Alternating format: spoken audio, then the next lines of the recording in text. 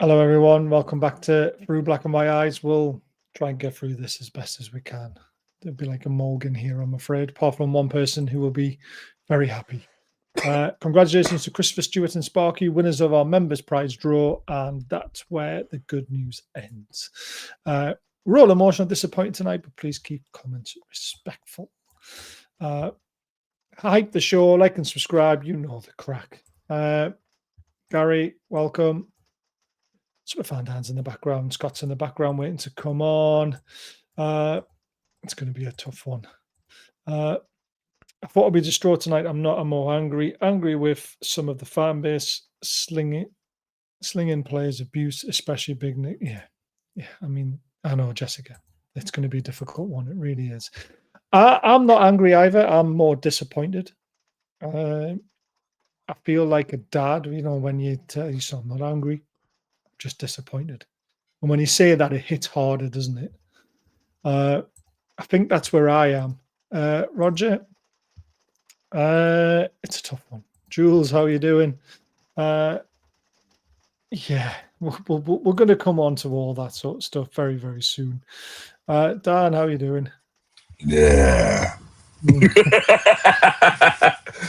I am not ho, ho, ho, I will tell you that. Yeah, I am definitely. more... Christmas is cancelled.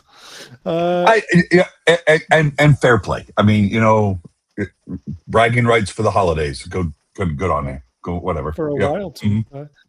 Scott's in the house as well. Evening, gents. Evening, Scott. How are we doing?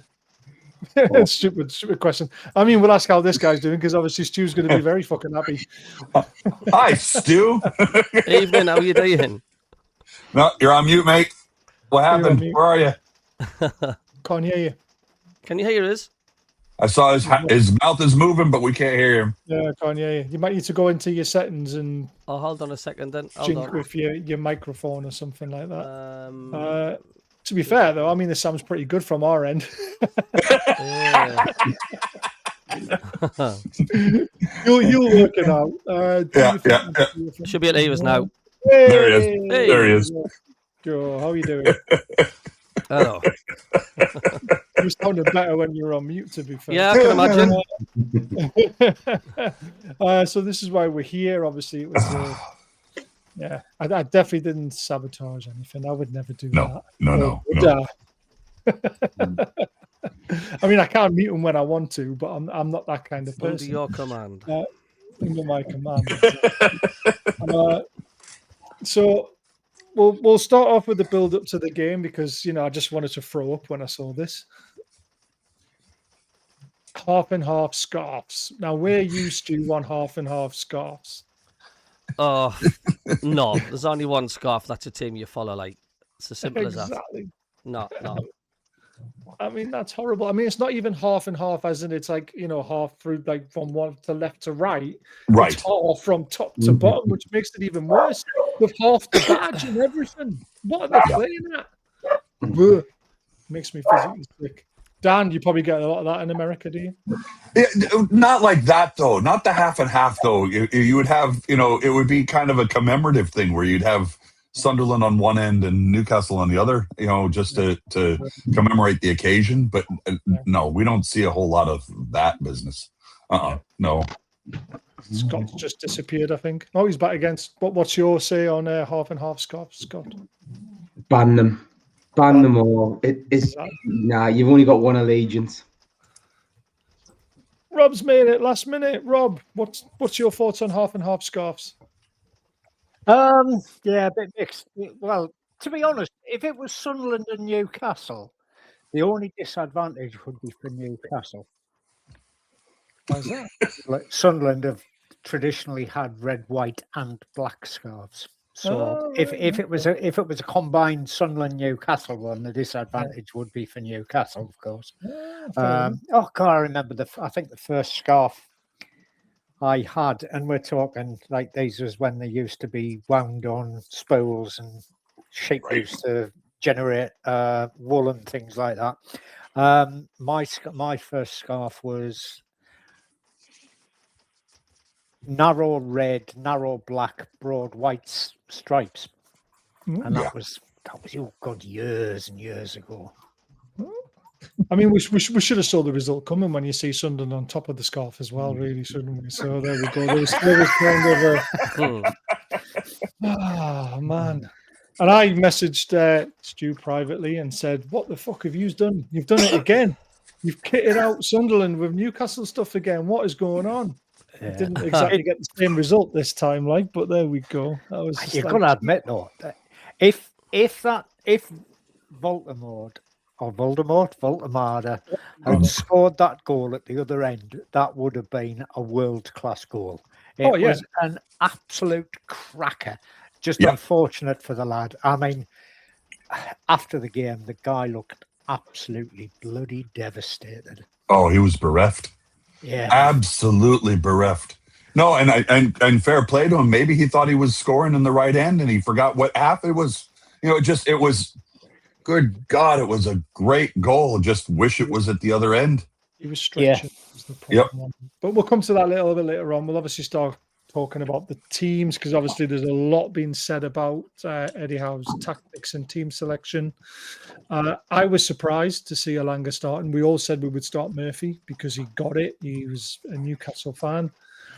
Obviously, Eddie Howe set up his tactics to try and hit Sunderland on the break. I mean, it was fucking terrible. What break? Exactly. I mean, and again, Tonali didn't look himself, which was a bit of a surprise. But other than Alanga, Dan, we were pretty close to getting the team right. To be fair, we did say Gordon would start. We did kind of get the back four right after we had a discussion about it. I mean, it's pretty much as what we would have liked to have seen, apart from Alanga starting. Well, you wanted to see Pope. Well, and he didn't even make the bench. So it says that he's not fit. So all this stuff of him being potentially fit and ready for this game were a load of rubbish then in the mind games. Yeah. I said the other night, I said I expected Murphy to start simply because, you know, he'd be geared up for it, like Byrne, like Miley, like, you know, I mean, the local lads would be completely gunning for it because they know what it means. They know historically what the bragging rights in the region means to everybody. And to be fair, I mean, you know, Bruno does too. You know, Gordon does too. The guys that played in the FA Cup game in 2024, they get it. They understood it because they were there at the Stadium of Light then. But I will say that, you know, the only thing I commented to anybody during the match was the speed of that first half was breakneck. I mean, it was everywhere. It didn't, the ball didn't seem to stop anywhere. It was just end to end, end to end, end to end. But there didn't appear to be anything going on. It was just moving the ball about. It was like, you know, 45 minutes of keep away. Sort of. I get what you mean. Scott, your thoughts on the starting 11? I think I said Alanga would start, and now I wished I didn't. Do you know what it is? I want it to work, but it's just not working at the minute for him. He should have gone with Murphy. Yeah, Alanga just looks at 6s and 7s. Oh, you didn't.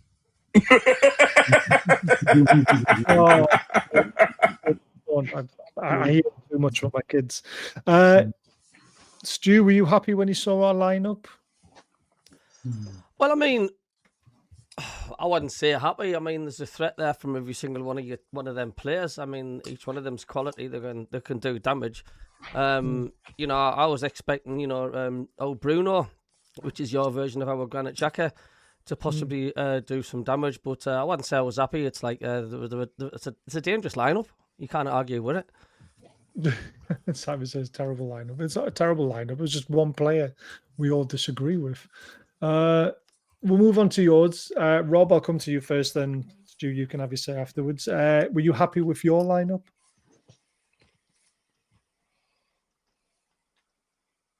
Oh, Rob, you're on mute. Sorry I've lost about that. There you go. Yeah, yeah. The Keep lineup us on was, mute, Rob. yeah, the the lineup was basically as I expected. The only real question was whether it would be Talby starting or somebody else, and Brobby or Wilson Isidore up front. As it turned out, they went for Brobby, and you know, he put himself about. He's a unit and a half. I mean, even Don, who joined CABBIE and myself this afternoon, he said, "Jesus Christ, he's a monster." And he is, and he put himself about. He should possibly have been red carded for one challenge, studs up. Yeah, we'll come or to that. studs down on an ankle. Referee didn't see it. And to be honest, another referee wasn't particularly brilliant, but he tried. He did seem to try to let the game flow. He wasn't stopping, and well, until the very end, he wasn't throwing cards about left, right, and centre. But yeah, the lineup was virtually as expected from my perspective, I think. Yeah. Stu, happy with the formation as well? Yeah, it suits us. I mean, that's why I think I'd give more of an open game. Certainly didn't want us to play like 5 at the back because that stifles us. But I mean, look, there was both forward attacking lines were just getting cancelled out by good defence from both sides. The majority of that play was it was just a battle in the centre of the pitch. It was like a midfield battle. I was surprised to see how Mr. Blobby getting the starting lineup, but it is how it is. I was expecting Isidore to start, but he came on as the sub. But it was weird. It was just that type of game. As Dan says before, there was a lot of the ball was fleeing around a bit, but it just weren't. Yeah. It was like, what's happening? It was fast. It was frantic, but what's happening? Yeah, I mean, the first half, we will look at it, the 45 minutes, there was literally no shots on target. That's how poor the actual game was. And we had probably the best chance of the match, but we completely fluffed it. We sat back, waited for a counter-attack, and we got one down the right-hand side when Alanga got the ball to Voltemade. And if he just first time whacked it across the goal, I mean, we're talking like a 40-yard pass, but Gordon was all on his own. Yeah. And I was thinking, this is the chance, just get it to Gordon. And he waited and he tried to play Alanga in, and he took a deflection and went back to the keeper. I mean, Dan, that was literally our whole tactics in that 45 minutes was for that one moment, and we fluffed it. And we fluffed it. Yep. I was yelling at the screen. It just sitting there going, Gordon's open. And he took 2 touches too much and lost possession. For me, it was the story of the half. We had lots of ball movement, but nobody really, I don't think we had that much in the first half at all. I thought that was our only real big, opportunity. No. What I was saying was it wasn't like hot potato or anything where nobody wanted the ball. Not like that. I just thought, I was saying to, my aunt in North Dakota, who's new to watching football in general, I was just saying the pace is really fast. I mean, the ball was moving about quite a bit, but it wasn't going anywhere. But like you said, we had that one chance, and we dallied on it and lost possession. We gave up possession, and I can imagine Gordon must have been absolutely just pissed off. I mean, he was. But I didn't see him. He wasn't throwing his hands up. He wasn't pointing at anybody. To his credit, he wasn't just sitting there going, "Yeah." He did have a good 30 seconds to Voltemade after they got near each other, and he said, "Come on, mate. I was in. Why didn't you square it?" And Jules makes a great point here. Scott, Gordon and Alanga were far too deep, but that's credit to Sunderland because they were aggressive in their press. They were at it constantly. In the first 25 minutes, we were forced to defend, and that literally led Voltemade is a statue by himself up front. They seem to took a little bit of our blueprint from years ago where they shithoused their way to a win, and they're doing it really well this season. Why we aren't doing that anymore is beyond me. we're too nice away from home. We're just playing too nice.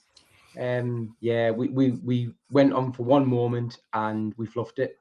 Well, there's a reason why we're not playing that style anymore. Is because we got all our injuries playing high intensity in football. That was the thing, and we're trying to get a balance that we haven't quite got yet. It's due credit to you guys in the first 25 minutes. Like I said, you were on it, absolutely on it. Tackles were flying in. You were first to every first ball, first to every second ball. It was a very hard watch for us, but you must have been pleased about how you were going about your business. Yeah, I mean, because there's been a couple of times, I think it was against Everton and Bournemouth, where we started the first 20 minutes and our heads were still in the changing rooms. But it was clearly where we were fired up. I mean, how could you not be fired up? You know, you get the same with St James as part of the reverse fixture, you know, with the crowd behind you like that and the atmosphere. It was a lot of intensity. It was a lot of fast flowing play from us. We were getting stuck in. Early yellow card for us, which was like, oh, here we go again. But like I say, there wasn't anything happening. There wasn't any end product. It was just like a game of ice hockey in the middle. Tap tap tap tap. The puck was flying everywhere, and it was like, well, what's happening here? It seemed to stick to your feet more than it stuck to our feet, though. Which is again, it's credit to you guys. Granted, Jack Henry not half keeps the team together. Like, I mean, I keep an eye on him, watching him through the game, and he's keeping an eye on just about every player, especially in the middle. He's shouting at them, giving instructions, and very rarely does he give the ball away. So he's a rock in the midfield for us. Jack, I like, what a player. Yeah. I have to go back to the board, Rob. That was shithousery at its best, wasn't it? Sunderland v Visitors. It was, yeah. That's a bit odd. That's a bit odd, but is that the board trying to make up for the last time you visited us? Possibly. It was. You know, it was. Let's not paint the bar black and white this time, and we'll just call them the visitors. Yeah, it's a bit off, but I mean, a meaningful, you know, shithousery with us. I mean, come on, that was, you have to hand it to whoever was in charge of programming the board. That was pretty. That was a pretty good 2 fingers up. it was, yeah. It was odd. It was really odd. I laughed at it. I thought it was quite funny, to be fair. As did I. Jessica, we are going to come back to this, but later in the show, because it's a good question and one that, you know, if you go online, there's a lot of crap going around, which does matter. To be fair, right, we've got to talk about the first tackle on Dan Burn, which got a yellow card. A lot of people saying it wasn't a yellow card, and I can understand why, because it was sort of a 50-50. But a 50-50, you both get to the ball at the same time. Now, Dan Burn clearly got to the ball first. The Sunderland player was half a second behind. He curled his legs up and he clattered his knees into his chest. And that was a painful one, because it looks like he's probably cracked or broken a rib potentially.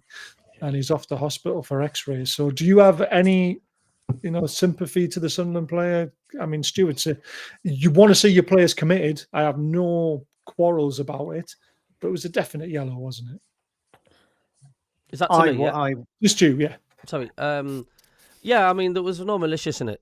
There wasn't any intent of hurting the player. No. It was just a case of Dan Burn, just like say, got there first, but it's like 2 freight trains colliding together, isn't it? That's like one of them was going to come out slightly worse, and it was just unlucky with Dan Burn because the fact just the angle his body was and the way he was positioned. And let's face it, your 2 knees, if your legs are folded and your knees are battled, it's like two tungsten baseball bats coming at you, and it's such a solid part of your body to hit.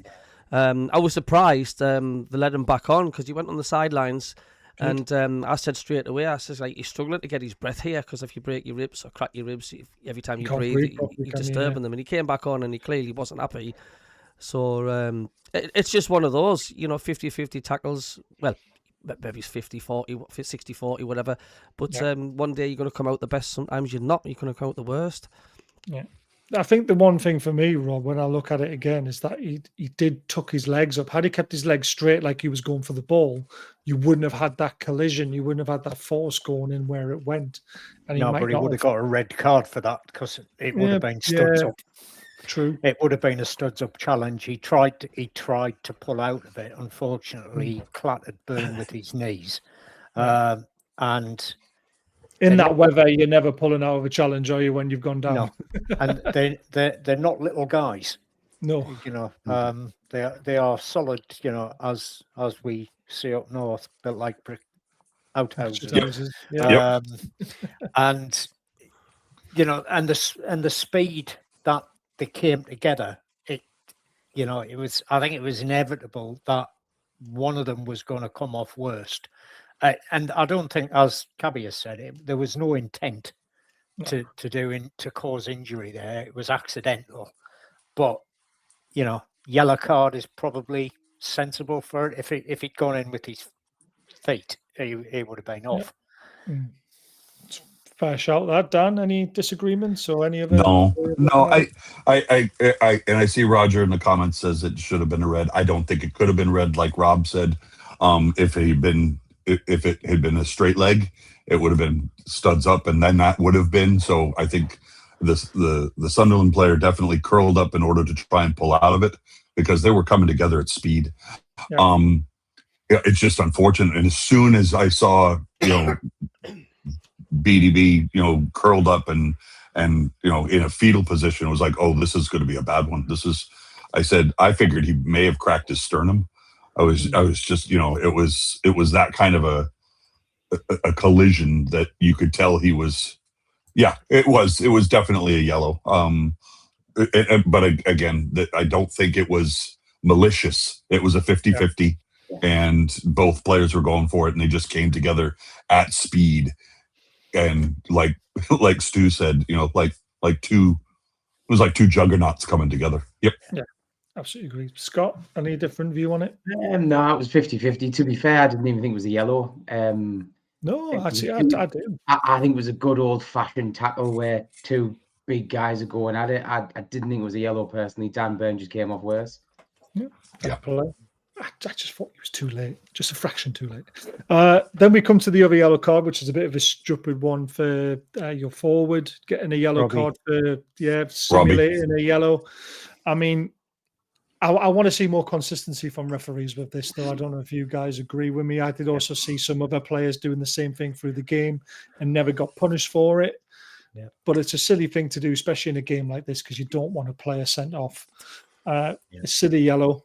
And then we'll go to the challenge, because do you think he's lucky to stay on the pitch, Rob? Because he was late on Miley, wasn't he?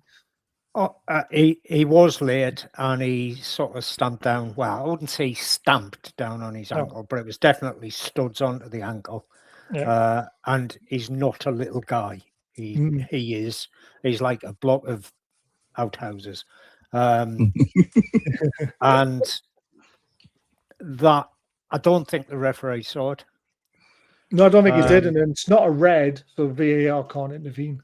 Yeah, right. And the thing is, that surprised me about VAR, because the guy on VAR is a Sheffield United fan and he hates us. You know, he would have probably had the game called back and issued a red card because he's a Sheffield United fan. Unfortunately, he's not allowed. They can't get involved in yellow cards unless it's a second yellow card for a red card. That would have been a yellow card, and it would have been off if the ref had seen it. Yeah, he didn't even give a free kick, did he, Stu? Which was I was fuming about, because it was definitely a free kick. Do you know? I didn't see the presume. What did he do? Did he stamp on him or something? He went in for a challenge, but like it was kind of like one of those ones where you see them go over the ball. He was just late and he went straight into his ankle, going downwards. That's the problem. And you see VAR can't intervene even if it's for a sending off, because if he got a second yellow, they still can't, because it's not a straight red. So because the referee didn't see it and they don't deem it as a red card offence, they can't stop it for a yellow card offence, which would have then been a red card if he. Even though if it leads to a red, they still can't. No, still not allowed. I didn't see it. I'm obviously being eyes on something else, but I've yet to read up on it. Whether people are saying it was a straight red or not, I'll have to look at the highlights and judge for myself. But I've not seen it. It could have been. I think had the ref seen it, and the guy hadn't been on a yellow, it might have been a straight red. It wasn't an ankle breaker, but it was certainly a bloody painful challenge. Yeah. Silly one to make again. late. So yeah. I wish I had a still, but still pictures don't do it justice. You need to watch it as well because of the timing of when he did it and you know everything that goes on in the game. But Dan, I was actually forming because I thought, Jesus, we get these guys down to 10 minutes. You know, we've got a chance. Yep, agreed. Yep. It was like you said, it was a fraction too late. You know, it was like you said, you're going for the ball, but you miss it, and therefore you plant your foot, and it just happened to be planted on Miley's ankle. And you would think, you see one of those, and you see Miley pull up and go. You would think, all right, that warrants a look, or at least an examination, or something like that. But Unfortunately, I mean, I've seen red cards given for challenges like that. I don't think it was a red. I definitely thought it was a yellow and a free kick, which would have resulted in a red. But like we say, they can't intervene. You win some, you lose some, Baz. Yeah, exactly. You do. It happens. I mean, none of the players really complained that much either, though, which was a bit of a surprise to me. They did kind of wanted. I mean, because it was about 5 players around the challenge at the time, which is why the referee didn't see it. So it made it difficult to understand how bad the foul was or how bad it wasn't. So it was one of them. Scott, any different opinions? No, no. I mean, he could have walked, but I think it was nice to see 11v11 and everybody still on the field. Nobody wants to see red cards. No excuses then, is there? Nah, no excuses. Nah. Yeah. Obviously, we're going to half time. It's 0-0. I'm just thinking, God, this is absolutely terrible. You know, it wasn't a game. If you were a neutral, you're turning that game off. But because we're obviously fans of the, it's an old-fashioned battle. So Baz, my question to you at halftime was, I wrote it down so I could bring it up. Yeah. All right. So halftime, what changes would you have made at halftime? Would you have made changes at halftime? Yeah, I would have took Alanga straight off. Okay. Just that one. And I possibly, if J7 was fit enough, I would have brung him on as well, because I think we were missing that steal in the midfield. Would you have taken Tonali off? Would you taken Miley off? Well, there's something not right with Tonali, is there? I don't know if he's ill or he's carrying an injury. So he almost looked pleased to come off when he was subbed off, which concerned me. Yeah. I probably would have took him off, to be fair, because I think there's something wrong there. So my 2 changes would have been Alanga for Murphy and J7 for Tonali. But I don't know if J7's fit enough. This is the other thing, because he never even got a look in this game. And this is the game where you want a J7, because you need him to have that physical presence. He would have been able to handle and protect, the likes of Bruno and Miley, who were getting trotted on a little bit, and he would have stood up to them. Yeah. So that's a bit of the frustration. The other thing is, was the tactics. The tactics were all wrong from us. We were sitting back, waiting for a counter-attacking opportunity. Yes, Sunderland didn't create anything, but the noise levels, the way they were winning the 50-50s and the second balls, you could see all the momentum was going their way. The problem I had with our tactics was it was the same tactics. No, it was the same tactics we've been playing now for 2-3 seasons, except like Scott pointed out earlier, we were missing the intensity. It was we'll do the high press, we'll do that, but we're not gonna go studs in. We're not gonna be committed about it. We're just gonna move about the pitch. That's what I was saying in the first half. The ball was pinging everywhere, but it didn't seem to have. It was ineffective because it wasn't going anywhere. Yeah. And Voltemeda was left alone too much. He couldn't control the ball. When he did, there was nobody there to pick up the second balls off them. That was the frustrating thing. I was very upset for him because I thought he was isolated for so much of the match.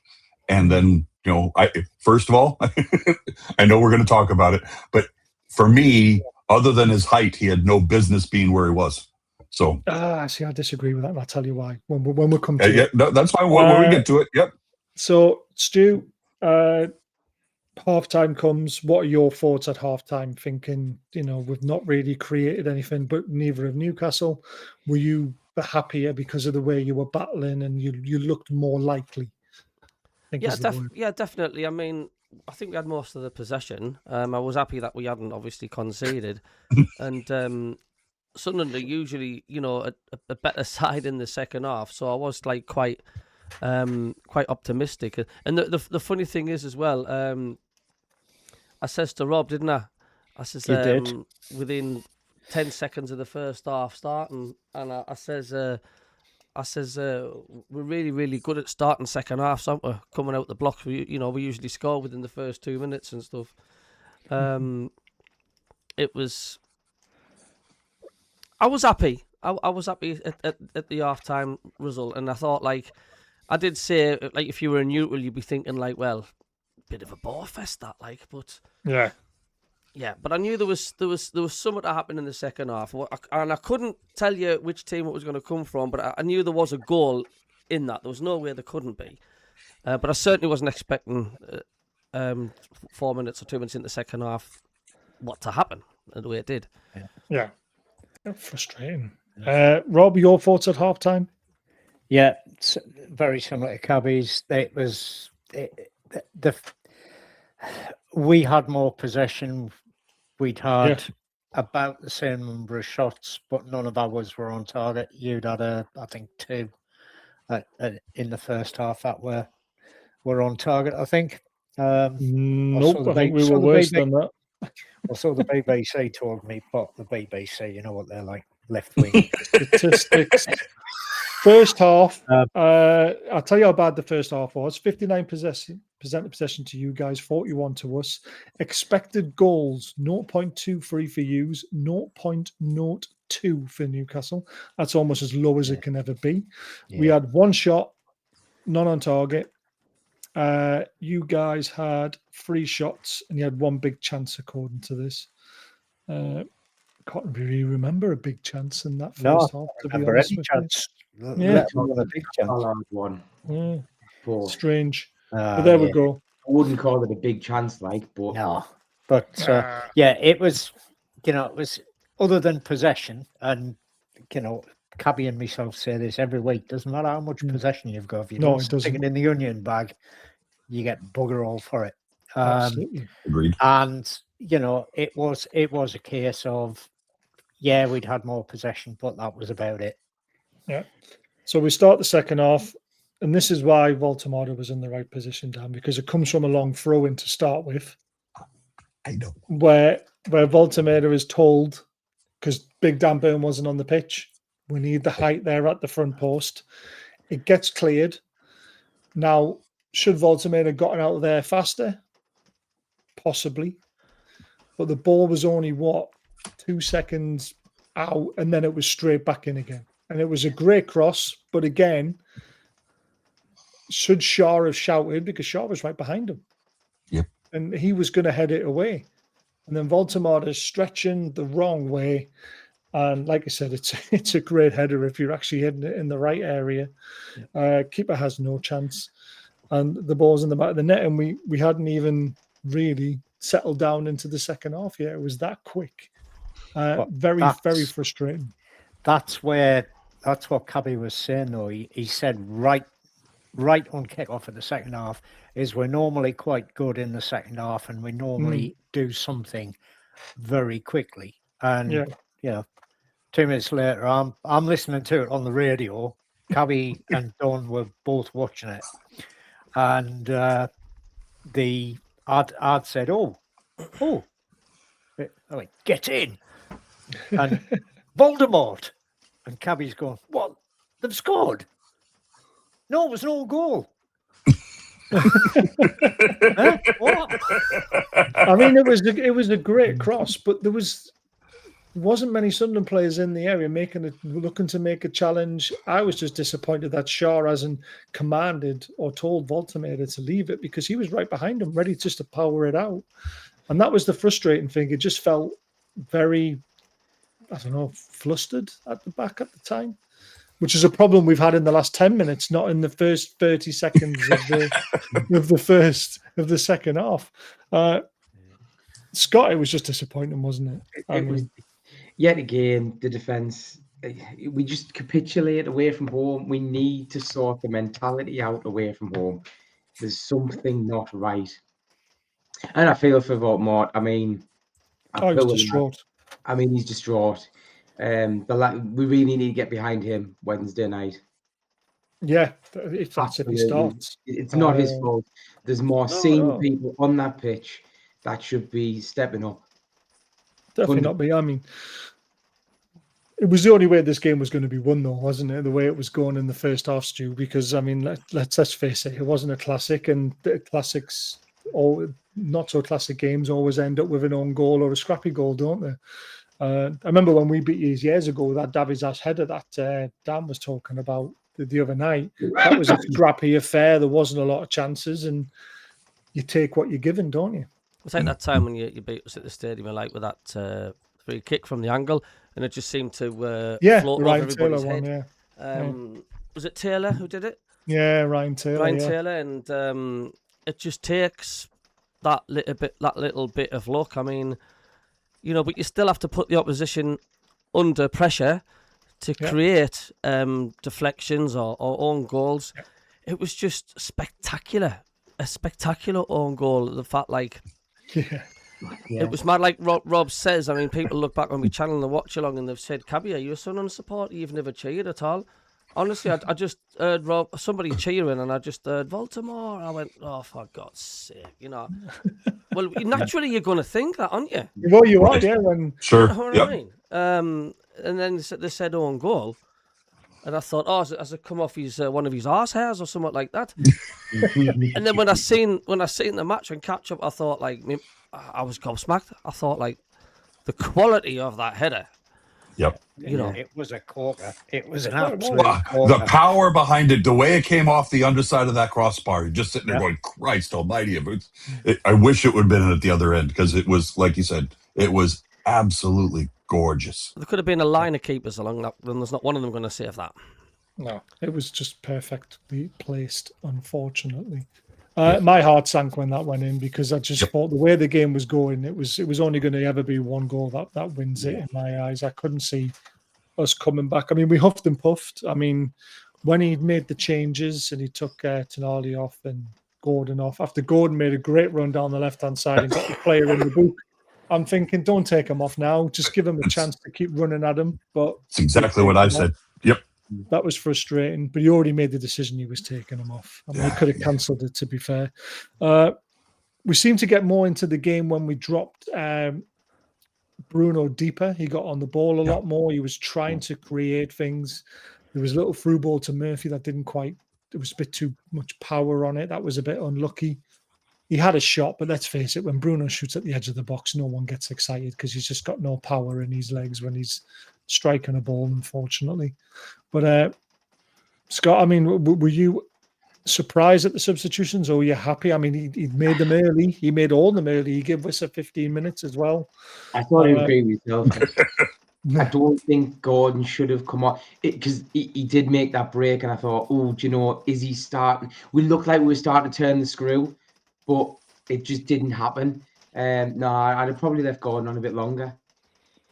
Yeah, I mean, especially since he just had that run. And this is exactly. It. He looked like he was going to get ready for something, and but then again, especially when you get the guy on a yellow card as well, and you just want someone to keep running at him. Then, and Barnes isn't that type of player. No.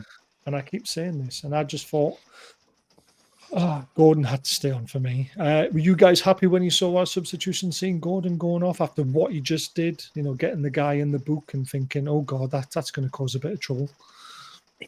Stu, Rob, ish is all I'm going to say. I said this during the game to Don, he's a Geordie.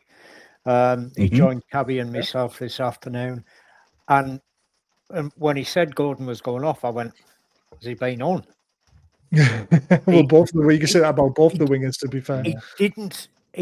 You just didn't. I know I was listening to the Radio Newcastle Sunderland commentary team, so it was Barnsley and Benno. Bias. But yeah, and it may well have been that, but I just didn't hear Gordon get mentioned, other than that yellow card. Yeah. He was totally anonymous on the field, and as one of your better players, you would have thought you would have heard more about him, more from him on the field, but he just seemed to be totally anonymous. Yeah, I mean, in the first half, he put in one run, which he got a crossover, but it was too deep. The second time, he ran it out of play, and that was about all we saw of Gordon in the first half. Yep. And we should have seen a lot more if we got that ball to him. But then Alanga, on the other hand, saw the ball quite a lot and did nothing with it, other than one good little play in the first half. But obviously, the pass was too strong from Waltermaida. But when Gordon makes a run like that and gets a man in the book, he knows he's got his number. And that's when Gordon becomes more of a threat, because I'm going to keep running at you and you're going to make a mistake, because you have to stay on your feet now. So that's my thinking around it. I would have given him another 10, 15 minutes to see how it played out. But he decided to make the changes. I mean, Wissonetti got on the end of a deflected cross. He was so close to getting his foot on that ball, but the keeper read it well. Isidore nearly got a decent shot off, didn't he, with that chest control and the volley. I thought that was a great effort. Don't think he's beating the goalkeeper from that angle, but he does the right thing. He gets it on target, and then he gets a corner out of it. Which, again, I thought you guys were a threat from all the way through the game, even in the second half. Launching those throw-ins in, getting the corners, you just look dangerous all the time. So, again, I've got no complaints on the result, because for the first 25 minutes of the first half, we were nowhere near it. We started to come into a little bit more.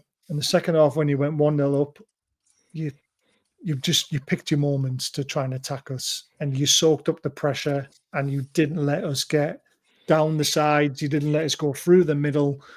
It was what reminded of what Scott said, what we were like a couple of years ago. When we were 1-0 up, we wouldn't let anyone past us. And that's what it felt like today. You smothered us out of the game, basically, and you won it fair and square. It's high time we lost the most points from winning positions and won the least from losing positions. Not a good stat for a manager to have. Eddie out. This is an Eddie out. Eddie out comment. Oh, it's just Man City. It's the same thing for them. They've won no points from losing positions either. They're in the same boat as us.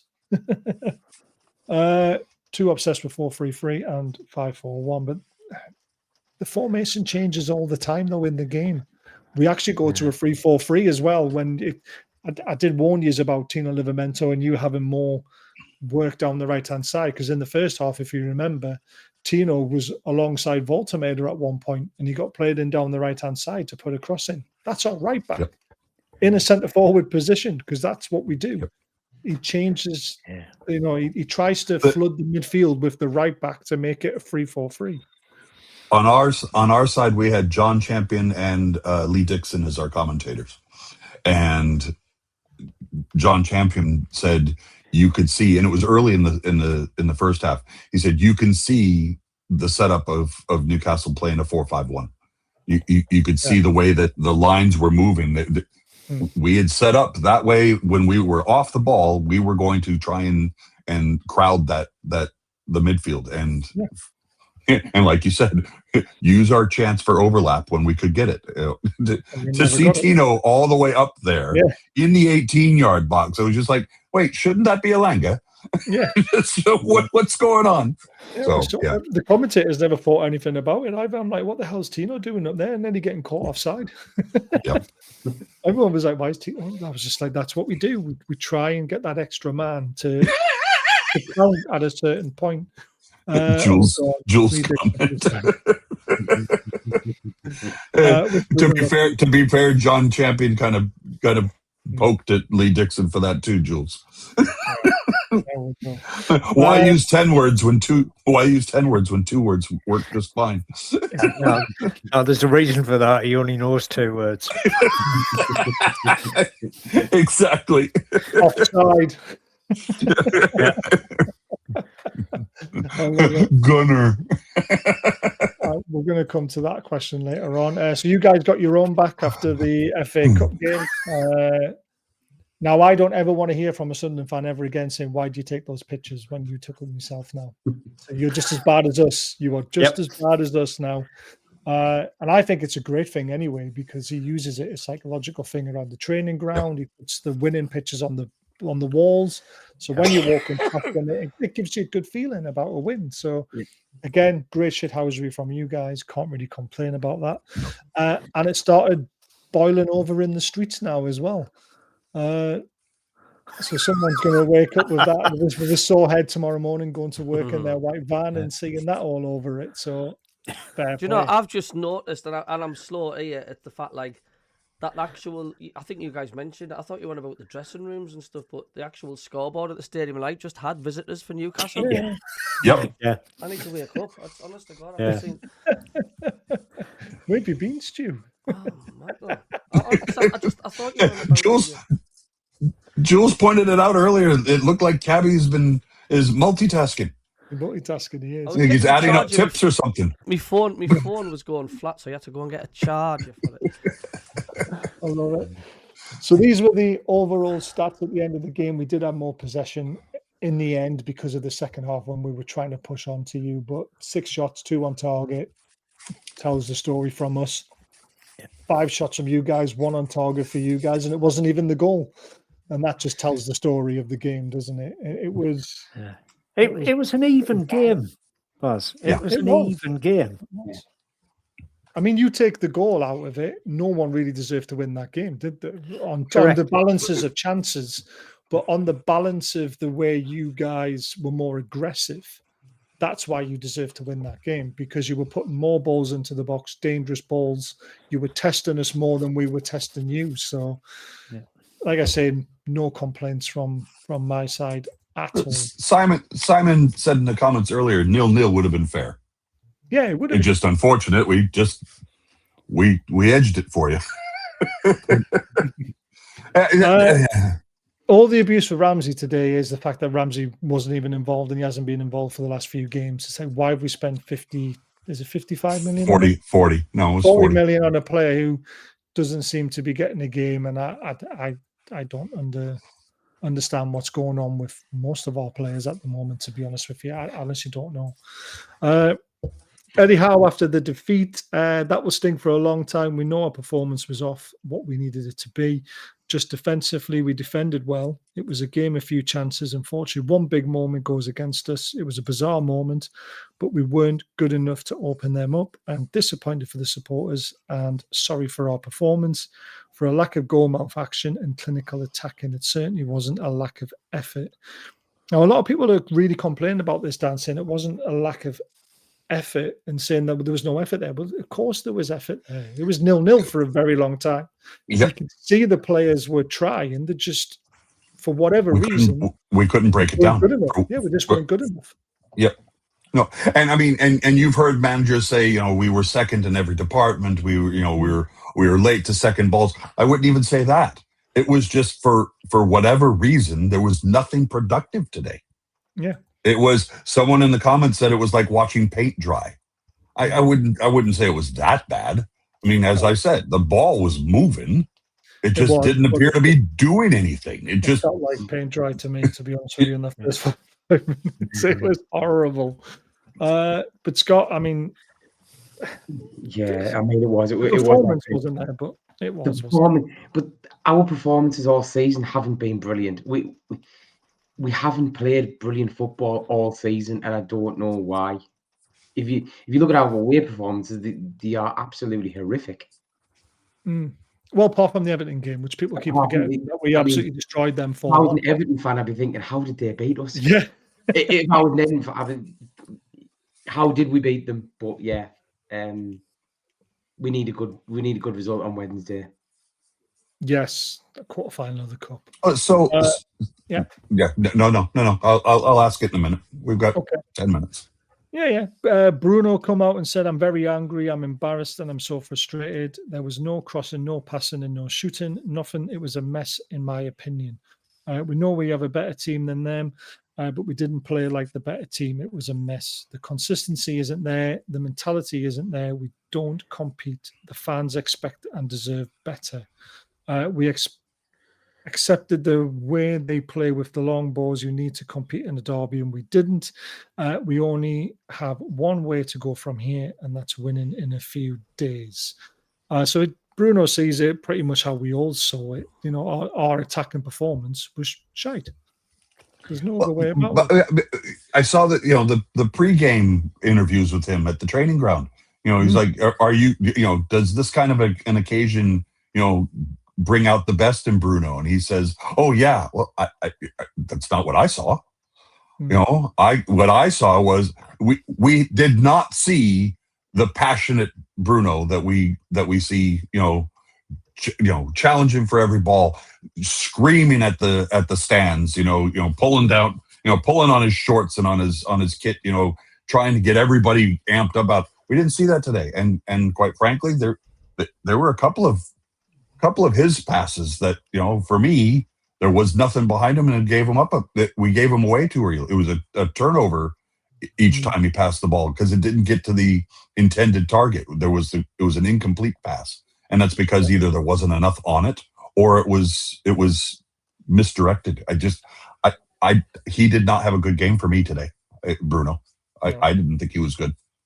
He started to come out in the second half, I thought, when he was trying to be the playmaker, but it was poor. One more interview from after the game. This is Jacob Murphy, and I think this is a good one. This is a low. First derby I played in, so not to be on the winning side is sickening. As a Newcastle fan, I want to be winning these games and experiencing a win. We need to bottle up the disappointment and use it. Everyone's been coming out in different interviews saying things, but we need more belief in ourselves, trust the process more. It's there. When everyone's firing, we're deadly. We need to find that quickly. And then on Nick, he'll be gutted. Nobody wants to score an own goal. He's been magnificent since he signed. Really good lad. We'll be around him. He needs to keep his head up. I like that, Scott, from Murphy. 100%, yeah. The lads just need to put their arm around him. Eddie needs to put their arm around him. And the fans on Wednesday night need to make sure that he knows we are still behind this kid. And he is a kid. He's going to make, it was a fantastic header, fucking wrong there, unfortunately. He will be good. He will come good. I do want to see Wissa and Votmada together and see that. I thought he might have tried it today. I thought he might have as well, but he didn't. He didn't, and I think Eddie bottled that a little bit today. But this season's transitional for me from top to bottom, not just on the field, off the field as well. Yeah. I agree with that. Yeah. The one thing I will say about Eddie Howe as well, and that a lot of people are thinking, well, why hasn't he said this? Said that Eddie Howe will never ever out a player or a performance in public. He will say what he has to the players and behind closed doors, and that is how a manager should act. Not like Arnie Lost, who outed Salah, and look at how much that cost the club nearly. So there we go. I'll come back to you guys, Stu and Rob. That's 10 unbeaten in the Premier League now against Newcastle. I mean, you really are our bogey team, and it has to be a fucking derby team, doesn't it? It makes a change. It makes a change. It does, to be fair. Because I've been going to see Sunderland for over 50 years. My first game was probably the first home game of the season in 1967.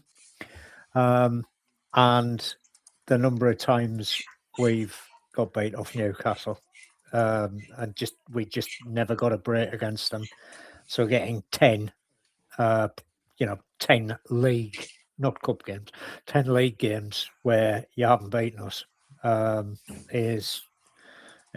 it's well deserved. Because I put up with a load of crap when I was young. It swings and roundabouts, doesn't it? It swings and roundabouts. It is. We're level now, though, aren't we? 10 and 10. Yes. Yeah. 54 in total for wins as well for each side. Yeah. Stu, your thoughts on 10 unbeaten? It's nuts, isn't it? How things can turn around. I mean, some of the fans, including myself, saying it's like 7.5 in a row. Do you know what I mean? Because of that draw beforehand after the 7. But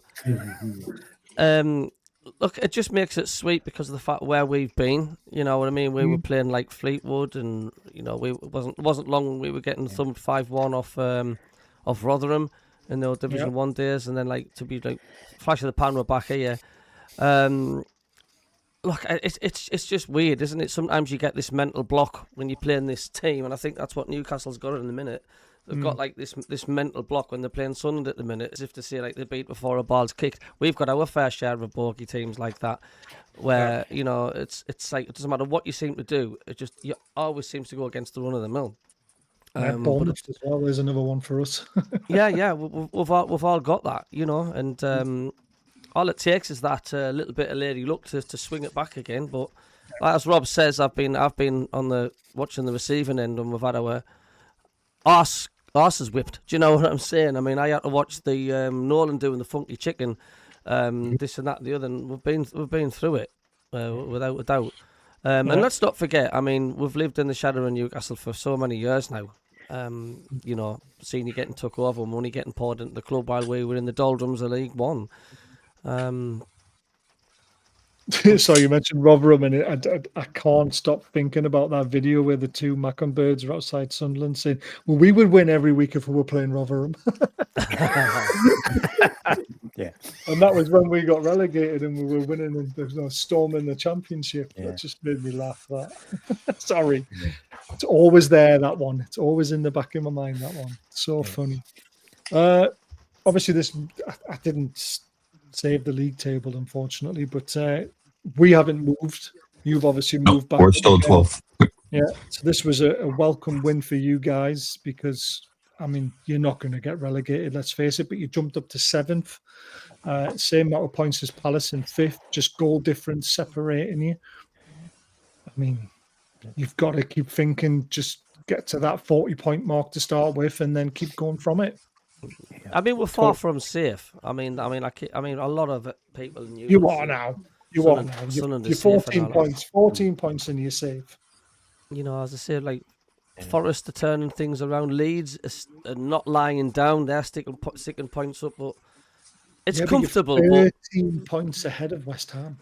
Yeah, I know, but we know we've got the AFCON coming up, and we've got players missing. I mean, if we're going through a bad string of results, and you know they could claw 12 points back just like that.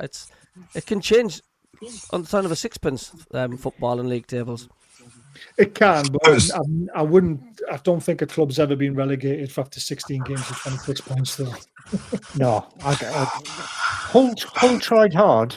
Yeah, City tried hard. They finished 17th, and they were in a slightly better position than us. They had 27 points, I think. Right. And I think they finished on 34 points, 35 points in 17th place. But you know, I don't think for 1 minute we're going to end up in a relegation battle. But until we get to that 40 points or 38 points or something like that, it's always at the back of your mind, isn't it? Then we can start thinking of, hang on, what can we do this season? You know, and I think for myself, and I'll probably speak for 99.9% of Sunderland fans when I say this, is this season we would have been happy with finishing 17th. Oh, of course. Sure. Yep. I mean, we were when we first came back up into the league. We were like, we'll just stay up. That's all we need. And Dan Ballard said it in his post-match interview. He said he felt for Nick Voltemata because he said, I know how that feels, you know, to score an own goal like that, because he did that in the FA Cup and everything. He said now, of course, it feels great to be on the winning end of a derby, but at the same time, he says their main goal right now, the number one thing that they need to do, he said, was get to 40 points as quickly as possible. Yeah. Oh, That's yep. And I just, again, for in terms of money spent and everything, there's been a lot said on Twitter. There's been a lot said on social media. You know, we spent 165 million on Elanga, Big Nick, Ramsey and Chow, and you spent the same amount on 14 players. Yeah. And look at where you guys are versus where we are, We spent that much on a new team. Right. Exactly. Well, and It can go either way when you do that, though, because there's too many come in that can upset the apple cart. We obviously didn't bring enough in, and we brought. Remember when Forrest did that? Remember when Forrest did that 3 seasons ago or whatever? When they first came up, they bought 20 new players. Yeah, and we were expecting them to go down. Yeah, but they struggled to stay up, though, didn't they? They I mean, they weren't great, but again, like I say, when we bought our players, most of them were right on the last day of the window. Yeah, which was not good. And then we obviously got the big injury with Wissa without even kicking the ball for us. Yeah. So and then Ramsey and then turbulent. It was a turbulent summer. When's All Brothers back? When Martin's free, I threw a few dates at him, but he couldn't make them. We will have another one when we can. We'll go around the houses on this one. Dan, Eddie Howe, in or out? In, always in. Yeah. Scott, in or out? Eddie Howe in, yeah. He's just got to sort it out. It will get sorted. I'm still Eddie Howe in. I mean, let's think about it. His worst finished place was 7th. And that was when we had Champions League football in a shitload. The question is, all these Eddie Howe outs, ask them who do you bring in. They don't give you an answer. I've had loads of silly answers like Zinedine Zidane and Conte and Mancini, all in. I'm like, come on, guys. So many convinced that Xabi Alonso is going to be out at Madrid here soon, and we'll just get him. Wayne Rooney's looking for work as well, I think, isn't he? Yeah, please. Christ. That'll be 3rd division of you, let alone first and second. The point I was trying to make in the comments there, Baz, was Eddie has said because of the fixture list, because we're competing in 4 different competitions, they've said we've seen very little time on the training ground. Which means with Vissa being out injured for as long as he was, now that we've got him back in the stable, they haven't had any chance to get out on the training pitch and train with the 2 of them as a tandem. You've been saying now for months we should move to a 4-2-3-1, move Valtamata back into the CAM role and put Vissa up front. Well, we haven't had a chance to look at that yet, unless we're willing to do it in a match. And quite frankly, we haven't been willing to do that. Maybe we'll see it. Maybe we'll see it Wednesday night. Wednesday night would be a good time to do it in the cup. But again, we're in a quarterfinal. Do we really want to be mucking around when we got a chance against Fulham, who didn't have a bad game yesterday, and they played all right against us, and they took a last-minute winner. So in the league, and they beat us as well. Yeah, there you go. Fulham aren't too bad of a team, to be fair. But fully enjoyed the show, guys. Thank you so much for coming on, as always. I believe, Stu, you want me tomorrow night for your channel. Is that right? Anyone's welcome. Any of you guys can come on if you want to. It's but yeah, doing the show 8 o'clock. 8 o'clock tomorrow start. It seems like a decent start. So, so anyone's welcome, like I say. Shout it out. Where do they find you? Just the MACKEM CABBIE YouTube channel. Just have a look, and you can follow it all on there. Awesome. And I'll be there tomorrow night to, again, go through the painful 90 minutes and probably get ridiculed a little bit more. Fantastic. Love it. We'll be back. Dan will be back actually on Tuesday night, Fans Forum. I'll be on. There's quite a list of people coming on for that one. Friday night, we'll be doing the look ahead for the Chelsea game. Yep. And then next year, hopefully all of us will be doing a show once a week. Fingers crossed. We're going to have to think of a name, aren't we, Baz? I threw a few good ones at you. You have, yeah. Very quickly. Let's see if anybody agrees or disagrees. The Northeast Natter, Geordies and Mackems Unite. Black Cats versus Magpies Banter. MACKEM CABBIE meets Magpie Madness. Geordie versus MACKEM Banter Bus. So they're the ones I threw at them. So it's up to everyone to come up with a name and decide which one's the best one. But I think it'll be a good. I've had round silly of- ones as well, like horses versus seagulls and all Yeah, that. I knew that was coming. exactly. We'd just get a load of people on the chat coming from our RSPCA, wouldn't we? Yeah, yeah. It's a funny one, but I don't think it's going to fly very well. No. And we want it to be a not especially the seagull. You do want it to be a sensible-ish show. With this planning it- lot, are you kidding me? I know. Well, we are planning it on a Monday night now. We used to years ago do a Monday night show, which was all about banter because Mondays are shit. Everyone goes to work on a Monday and they want to come home and put something on where they can have a laugh. That's where we come in. So we're going to do it on a Monday night. We just need a name, and then we'll start it next year for you. Northeast banter. I mean, if we could get a Borough fan on as well. I mean, again, but yeah, They're fairly rare.